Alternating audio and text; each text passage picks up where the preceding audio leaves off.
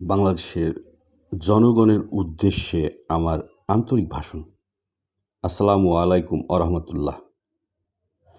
আশা করি সবাই ভালো আছেন এবং মহান আল্লাহর রহমতে সুস্থ ও নিরাপদে আছেন। আজ আমি আমার হৃদয়ের গভীর থেকে বাংলাদেশের জনগণ ও বাংলাদেশ আওয়ামী লীগ পরিবারকে কিছু গুরুত্বপূর্ণ কথা বলতে চাই। মহান আল্লাহ তাআলার উপর গভীর বিশ্বাস ও ভরসা রেখে আমি আত্মবিশ্বাসের সঙ্গে বলছি, আমাদের দলের সভাপতি জননেত্রী শেখ হাসিনার কাছে আমার স্পষ্ট আহ্বান যে আওয়ামী লীগের সক্রিয় 5 লাখ নেতাকর্মীকে সুসংগঠিত এবং সুশৃঙ্খল করা আজকের এই সময়ের সবচেয়ে জরুরি কাজ।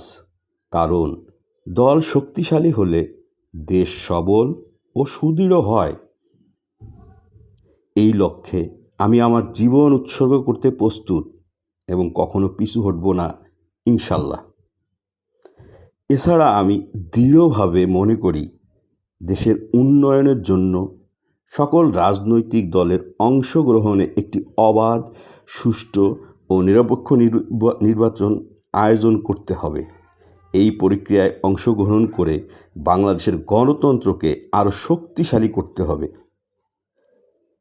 আমাদের আওয়ামী লীগের কেন্দ্রীয় কমিটির সকল শূন্য পদসমূহ শুধুমাত্র জননেত্রী শেখ হাসিনার অনুমতি এবং পরামর্শ অনুযায়ী পূরণ করা হবে, ইনশাল্লাহ। আমি জনগণের আর দলের পরিবর্তন আনার এই প্রচেষ্টায় একা থাকি বা না থাকি, আমার সংকল্প একটাই, দলের ভালোর জন্য কাজ করা। কারণ একটি রাজনৈতিক দল দেশ পরিচালনা করে।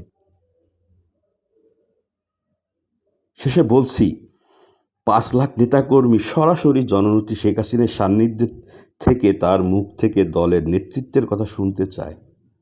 অন্যথায় আমি একা থাকলেও ইনশাল্লাহ এই পথ চলা বন্ধ হবে না এবং আমি ইনশাল্লাহ তরতাজা অসম্ভব কঠিন কাজগুলো করব, ইনশাল্লাহ।